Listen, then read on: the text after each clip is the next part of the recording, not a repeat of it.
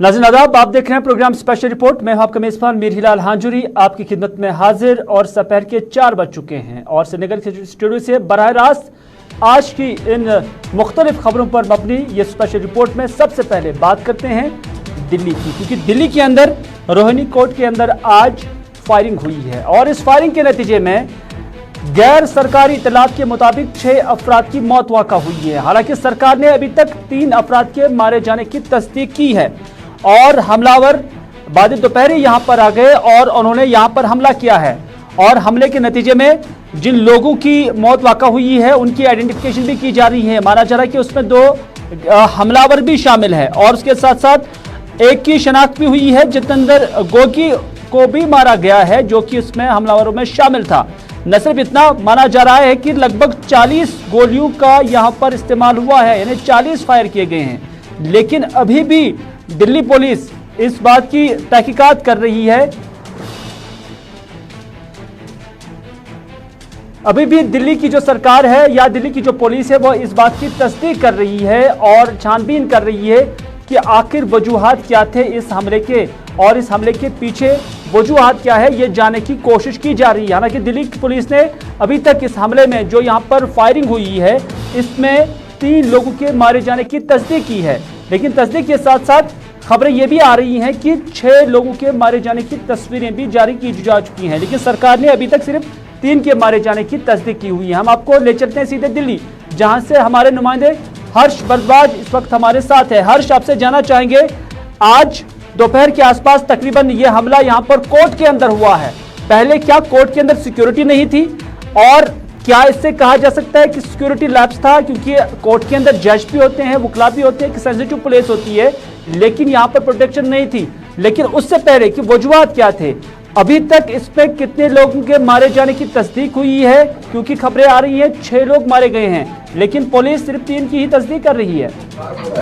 देखिए लाल, सबसे पहले तो मैं आपको बता दूं ये मामला कोई नया नहीं है। 2007 के अंदर भी रोहिणी कोर्ट में ऐसा ही मामला देखने को मिला था, हालांकि वो छोटी घटना थी, लेकिन ये आज बड़ी वारदात देखने को मिली है। हालांकि अगर बात करें इस गैंगस्टर का, तो एक गैंग वॉर जो रोहिणी कोर्ट के अंदर देखने को मिला है, ये कहा जा रहा था कि पेशी थी गोगी की, जो गैंगस्टर है, और उसी पेशी के दौरान वकील की ड्रेस के अंदर आया जाता है टिल्लू गैंग की तरफ से और उसके बाद गोलियां चलाई जाती हैं। 35 राउंड तकरीबन ये फायरिंग हुई है, जो जानकारी इस वक्त मिल रही है, और ये कहा जा रहा है कि 2 हमलावर को भी मार गिराया गया है और टिल्लू गैंग की तरफ से मार गिराया गया है गैंगस्टर गोगी।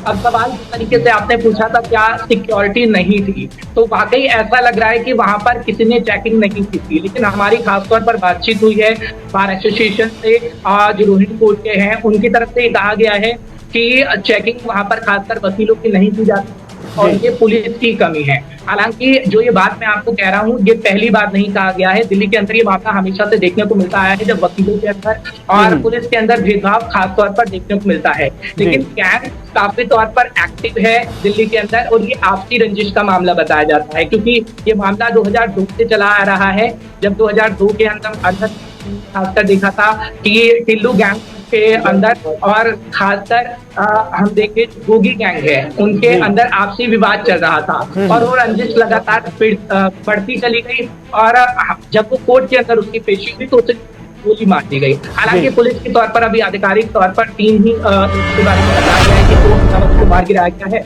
और एक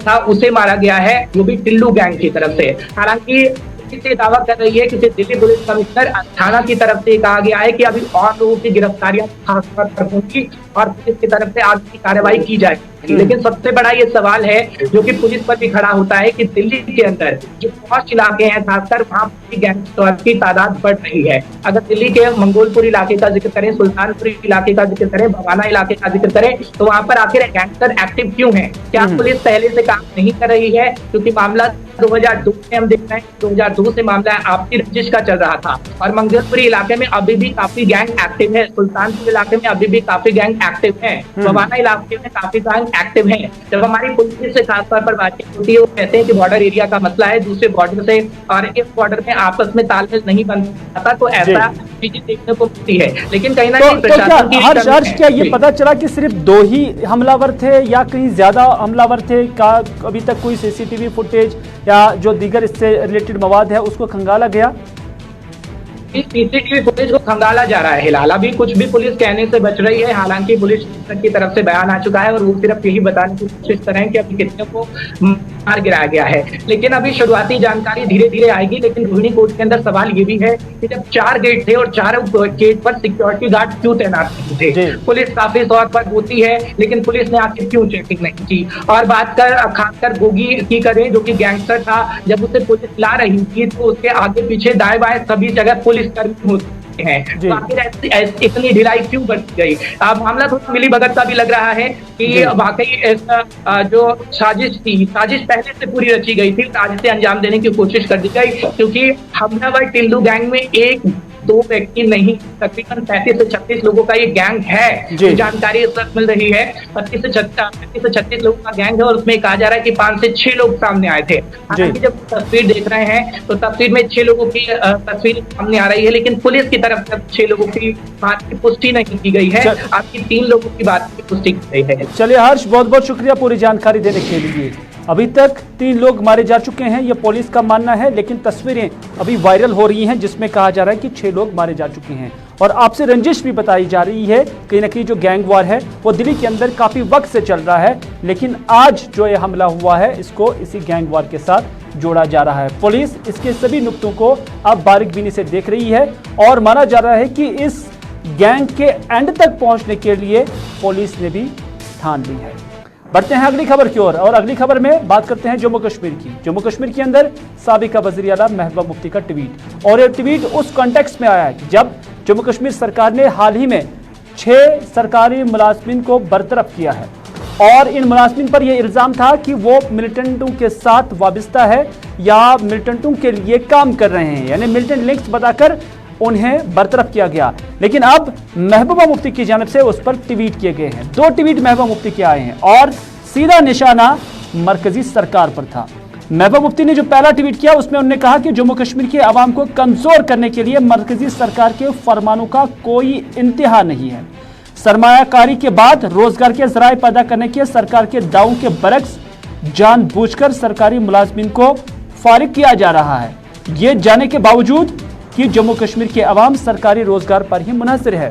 महबूबा मुफ्ती का एक ट्वीट, लेकिन दूसरा ट्वीट आपके टेलीविजन स्क्रीन पर भी है जिसमें महबूबा मुफ्ती, हम आपको उसकी ट्रांसलेशन बता रहे हैं, जो दूसरा ट्वीट है उसकी ट्रांसलेशन बता रहे हैं, क्योंकि ये महबूबा मुफ्ती ने दूसरा ट्वीट किया और ये भी इसी पस मंजर में महबूबा मुफ्ती ने किया कि कश्मीरियों को मारना उनकी यानी सरकार की जाली दास्तान को खत्म करता है, कि जिसमें सरकार कहती है कि जम्मू कश्मीर के अंदर सब कुछ ठीक ठाक है। महबूबा मुफ्ती ने यह भी कहा कि मिलिटेंटों के साथ रवाबित के नाम पर कश्मीरियों को जलील और बेदखल करने का एक नया बहाना है। यानी महबूबा मुफ्ती ने हाल ही में जो सरकार की जानिब से मिलिटेंट सफ़ों के साथ या मिलिटेंट्स के साथ रवाबित के पेश नज़र, हालांकि सरकार ने यह भी कहा कि उनके पास सबूत है उस चीज़ के, और उसके बाद उन्हें नौकरियों से बरतरफ किया। पहले 6 अफराद को, 6 मुलाजमीन को, उससे पहले 11 मुलाजमीन को, कुल मिलाकर 17 मुलाजमीन को इन 2 सालों के अंदर बरतरफ किया जा चुका है। और इस पर महबूबा मुफ्ती ने कहा कि यह जम्मू कश्मीर के लोगों के साथ न सिर्फ ज्यादती है बल्कि जम्मू कश्मीर के लोगों की ये बेइज्जती भी है। और उन्होंने कहा कि सरकार ये डंडोरा पीटने की कोशिश कर रही है कि जम्मू कश्मीर के अंदर तरक्याती ग्राफ बढ़ चुका है, यानी अब यहाँ सरमायाकारी हो जाएगी और उसके बाद रोजगार के एवेन्यूज खोले जाएंगे जिससे जम्मू कश्मीर के लोगों को वहां पर डाला जाएगा। लेकिन महबूबा मुफ्ती का मानना है कि जिन्हें अब सरकार का रोजगार था उन्हें भी अब सरकारी रोजगार से महरूम किया जा रहा है।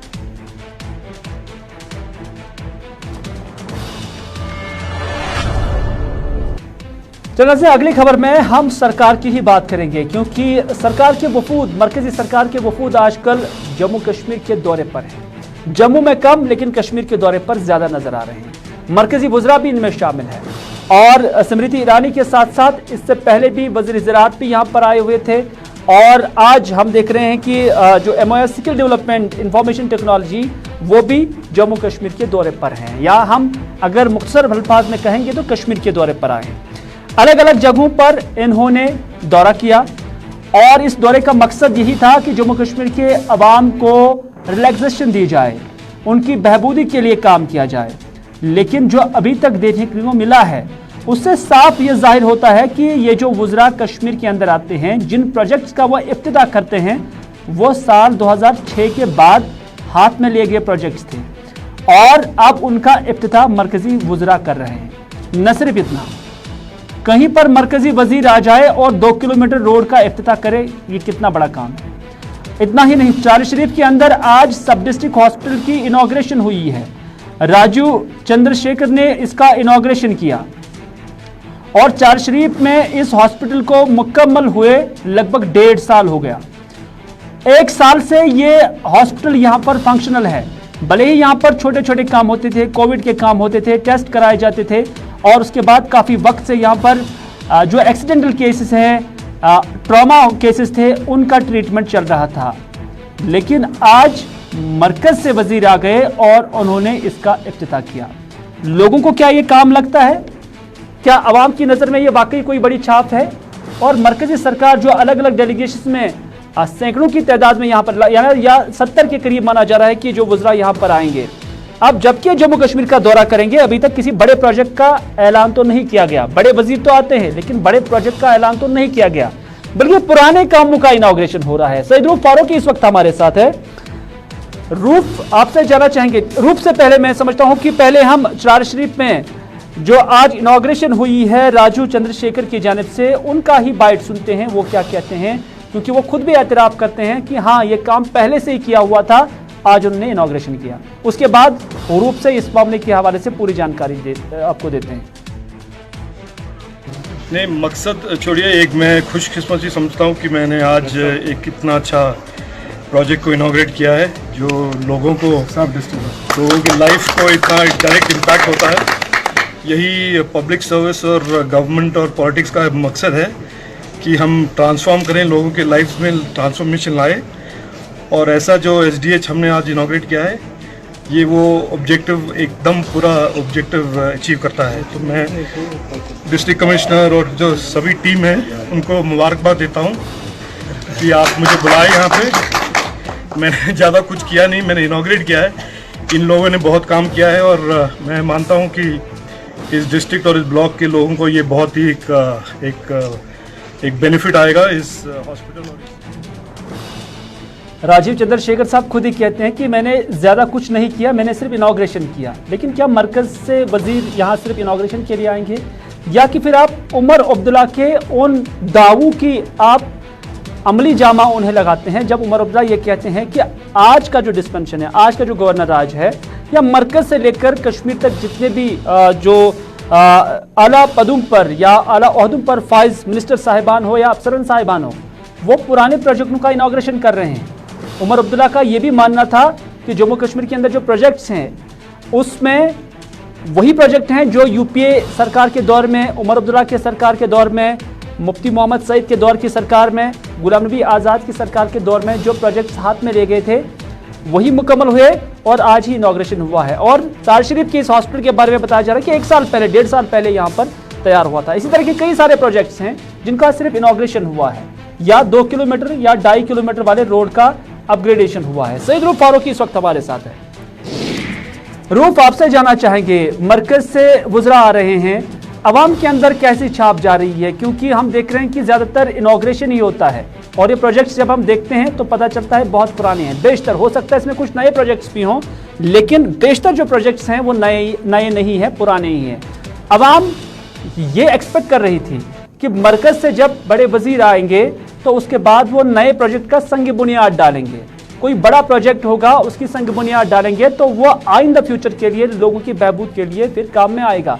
लेकिन अवाम यही कहती है कि ऐसा कुछ नहीं है, बल्कि जो मरकजी सरकार से लेकर जम्मू कश्मीर सरकार या अवाम का जो पैसा है वो सिर्फ जहाज़ के किराए पर, एकोमोडेशन पर, खाने पीने पर ही खर्च होता है और इसमें बहबूदी कहीं पर भी नहीं है और इसमें मुल्क का पैसा ज़ाया हो रहा है।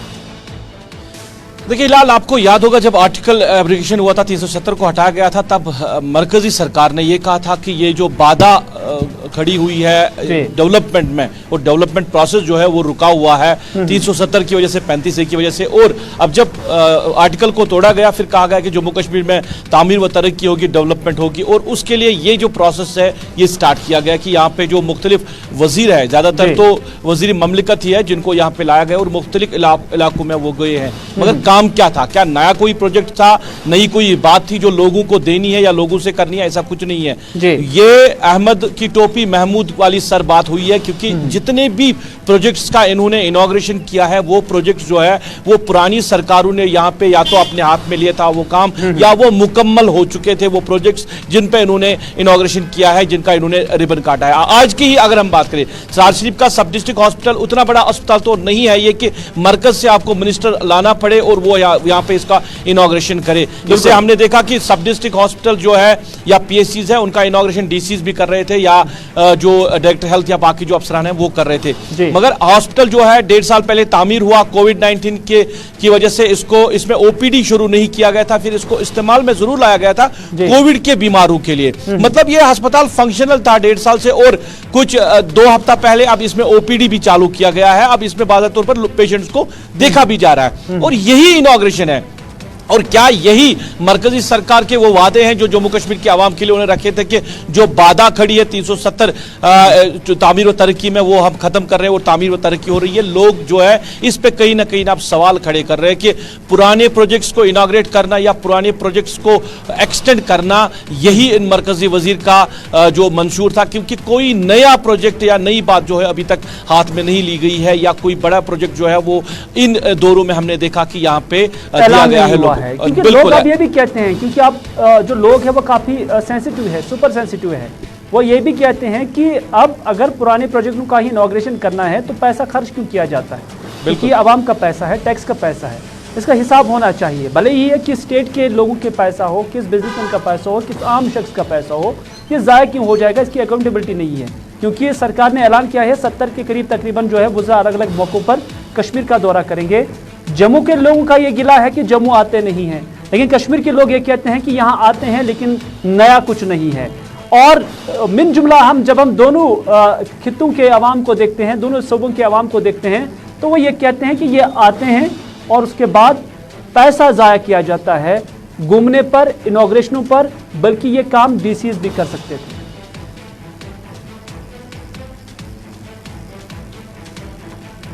जरूर, बिल्कुल बिल्कुल हिलाल, देखिए यही सवाल तो अब आवाम का भी है, क्योंकि आवाम जहां पे भी ये लोग जाते हैं तो आवाम यही सवाल जरूर करती है कि नया कुछ क्या लाया और नया क्या जम्मू कश्मीर के आवाम को दिया जा रहा है। देखिए आर्टिकल एब्रोगेशन के बाद मरकज ने कई जो स्कीमें मुतारिफ की है जिनके जरिए लोगों को फायदा देने की बात गई है, उन स्कीमों के हवाले से भी अगर बात करें, देखिए प्रोग्राम्स का इनका किया, बैक टू विलेज 3 प्रोग्राम किए गए जहां पे लोगों की ग्रीवेंस सुनी गई है, और बेशतर इलाकों में लोगों की एक शिकायत है कि एक भी काम जो है वो नहीं हुआ है, हालांकि पोल तक भी नहीं लगा हुआ उन प्रोग्राम्स के जरिए जो लोगों ने ग्रीवेंस किए। तो इस तरह अब जो आवाम भी है, आवाम भी इन प्रोग्राम्स को या इन जो दौरों को इजीली ले रही है, वो भी अब ज्यादातर इनकी तवज्जो नहीं दे रही है, क्योंकि आज भी कई लोगों ने बात की है कि इतनी दूर से दिल्ली से एक मिनिस्टर का, मंत्री का आना, फिर सराज शरीफ चले जाना, वहां पे उस अस्पताल का इनॉग्रेशन करना जो ऑलरेडी फंक्शनल है, और यूसमर्ग उनका दौरा भी है, और यूसमर्ग के लिए क्या कुछ वो देंगे, ये एक बड़ा सवाल है। क्योंकि वहां के जो ताजिर बरादरी है, जब मैंने उनके साथ बात की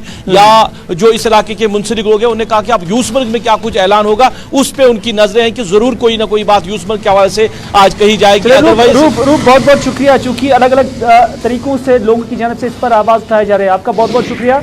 लेकिन जो ये दौरे हैं, लोग गनीमत समझते थे कि मरकजी वज़रा कश्मीर आते हैं, काफ़ी तवक्कात थे अवाम को कि कश्मीर आकर जिस अड़चन में या जिस मुश्किल में कश्मीर के लोग फंसे हैं तो शायद उसका मदावा हो सकता है। लेकिन मुतअद्दिद वज़रा यहाँ पर आए, मुतअद्दिद डेलीगेशंस मरकज़ के यहाँ पर आए, लेकिन उनका मानना है कि अभी तक किसी बड़े प्रोजेक्ट का ऐलान नहीं हुआ है। कोई भी ऐसा प्रोजेक्ट नहीं है जो जम्मू कश्मीर के अखबारात की सुर्खी कम अज़ कम बन सकती थी, लेकिन अभी तक नहीं बनी है।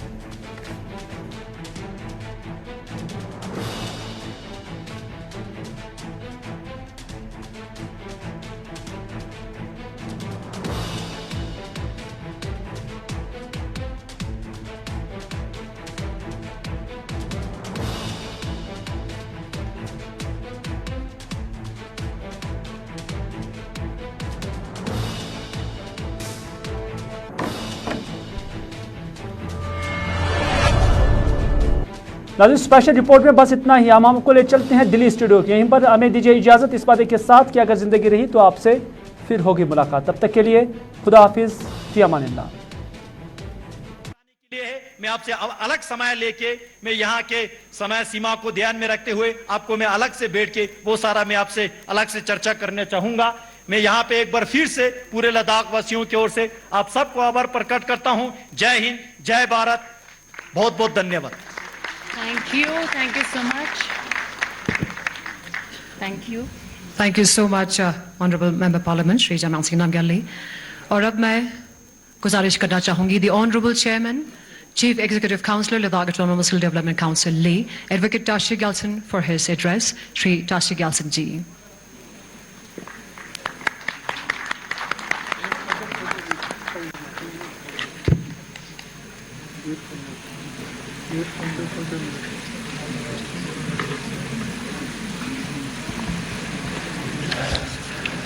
मंच पे विराजमान आज के मुख्य अतिथि माननीय मंत्री जी श्री अनुराग ठाकुर जी, सर आपका बहुत बहुत स्वागत करता हूं सर।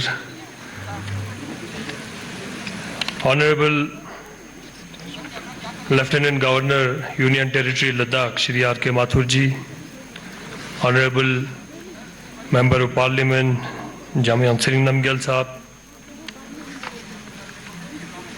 आज की इस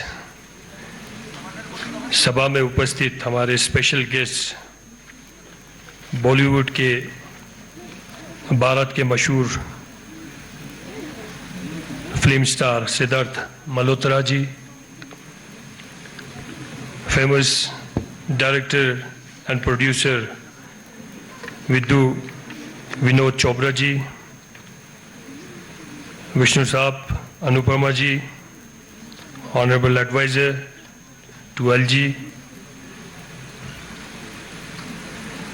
कमिश्नर सेक्रेटरी पद्मा मैडम और उनके साथी, my colleagues in the Hill Council, executive councillors, councillors,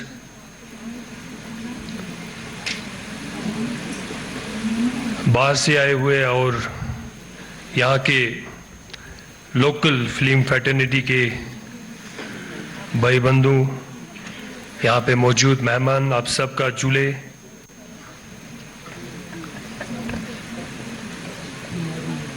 जैसे कि अभी हमारे माननीय संसद जी ने कहा है कि लद्दाख में जो है फिल्म फेस्टिवल करने का चर्चा पिछले सालों से हो रहा है और ये चर्चा करने का मकसद यही था कि जो यहाँ के युवाओं को, जिनके अंदर एक भरपूर एक टैलेंट से भरा हुआ है, लेकिन कहीं ना कहीं वो टैलेंट दिखा नहीं पा रहा है, दबे हुए हैं, इंफीरियर कॉम्प्लेक्स इश्यूज हो रहा है। क्योंकि एक तो लद्दाख को केंद्रीय शासित प्रदेश बनने से पहले की बात है कि यहाँ के जो सपने पूरा करने में जो है बहुत सारे चैलेंजेस से गुजरना पड़ता था। लद्दाख एक दुर्गम क्षेत्र होने के कारण जो यहाँ का इकोनॉमिक जो स्टेटस है वो काफी नीचे है और इनकम डिस्पैरिटी काफी है। तो यहाँ के युवाओं को एक अच्छा प्लेटफॉर्म नहीं मिल पाता था, क्योंकि not everyone was fortunate enough to go outside from Ladakh. और लद्दाख के अंदर इस प्रकार के पोटेंशियल नहीं होने के कारण वो अपने कला को जो है कहीं ना कहीं खो देता था। बट थैंकफुली हमारे कुछ ऐसे भी स्टार हैं, ऐसे भी सितारे हैं, ऐसे भी हमारे सीनियर्स लोग हैं जिन्होंने अपने बलबूते पे जो है बहुत सारे चीजें यहाँ पे किए, बहुत सारे कोशिशें किए, यहाँ पे लोकल्स मूवीज बनाए, यहाँ के टैलेंट को आइडेंटिफाई करने की कोशिश किया और जितना हो सके थोड़ा बहुत जो प्लेटफॉर्म जो दे पाता था वो देने की कोशिश किया। मैं उन सभी लोगों का who have been fortunate enough to go out of Ladakh और अच्छे जगहों पे जाके आप लोगों ने काम किया। बहुत सारे लोग हमारे एनएसडी पास आउट है, बहुत सारे एफटीआई में ग्रेजुएट होके जो है आए, बहुत सारे जो है अदर फिल्म इंस्टीट्यूट में जाके जो है ट्रेनिंग लेके आए और एवरीबडी केम बैक टू ले और सभी ने जो है यहाँ के लोगों को जो है यहाँ के सोसाइटी को, यहाँ के युवाओं को अपलिफ्ट करने का एक प्रयास किया है, एक कंट्रीब्यूशन किया है। लेकिन रिसोर्सेज नहीं था, फाइनेंशियल कंस्ट्रेंट बहुत होता था, तो उसके कारण भी जो है हम अपना मन चाहा जो है यहाँ के लोगों को एक स्टेज हम दे नहीं पा रहा था।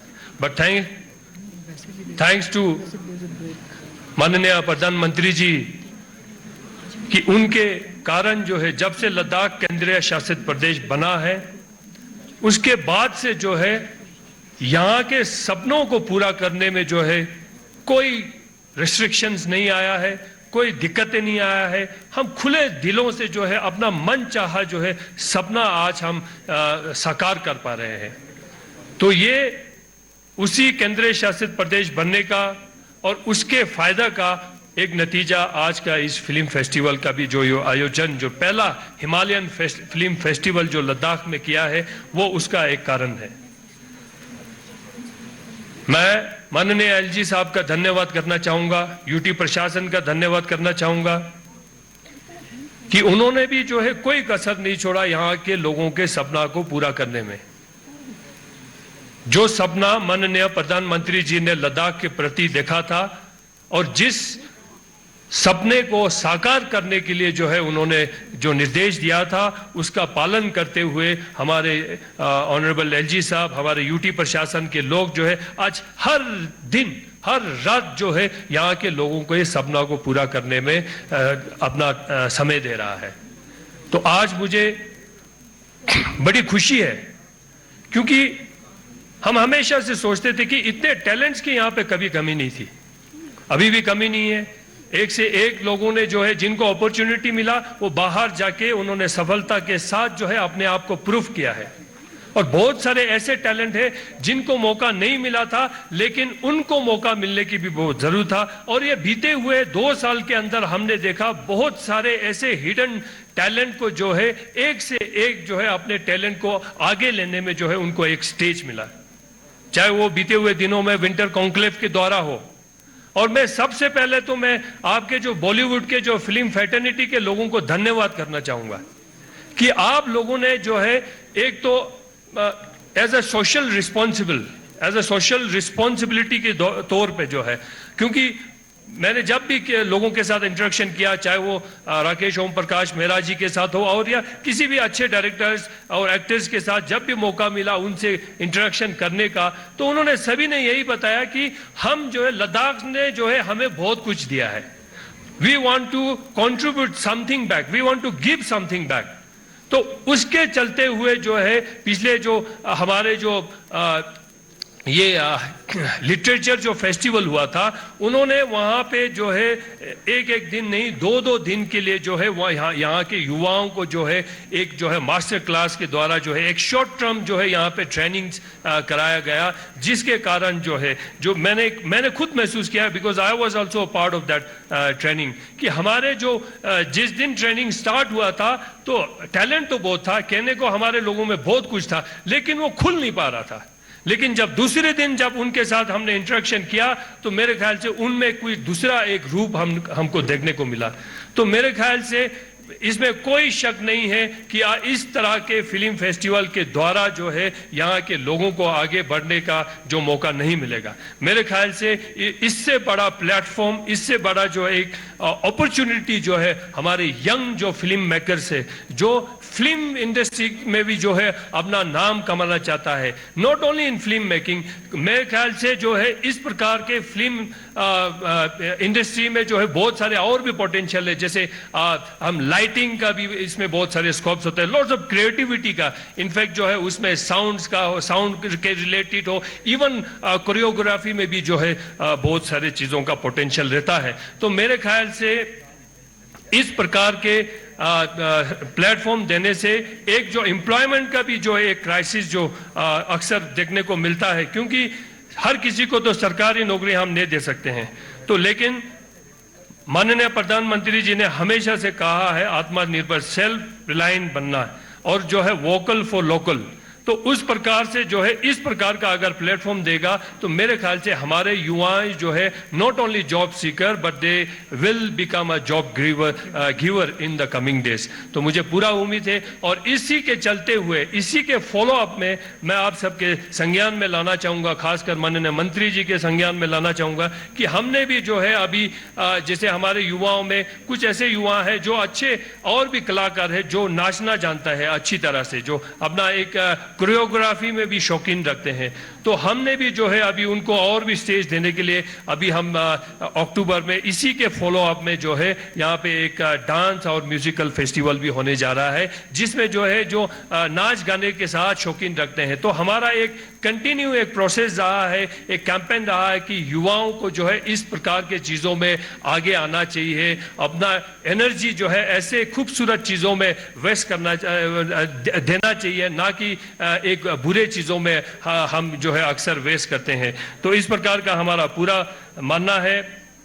मैं माननीय मंत्री जी से रिक्वेस्ट करना चाहूंगा सर, यहाँ के युवाओं में बहुत टैलेंट है, आप बखूबी से जानते हैं सर, और इतना पोटेंशियल है, एक से एक लोगों ने नाम किया है। और बावजूद किसी सारे के जो है अभी मैं अगर एक का भी मिसाल ले लूं, जो शेफर्ड जो वो उसका जो मूवी जो बनाया है हमारे संजिन ग्या जी ने, इन्होंने जो है एक से एक जो है इंटरनेशनल प्लेटफॉर्म पे जो है अपने मूवी को शोकेस करके बहुत सारे नाम कमाया है। तो इस प्रकार का बहुत सारे टैलेंट है।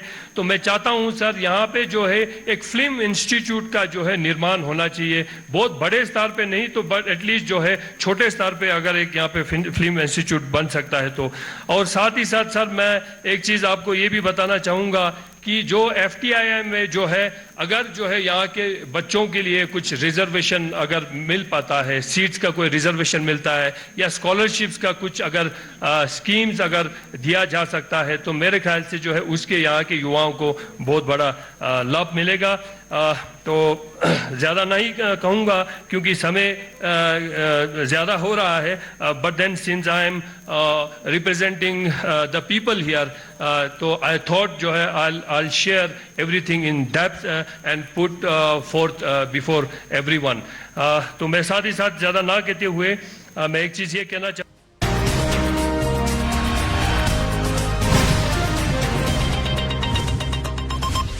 अब 100 ग्राम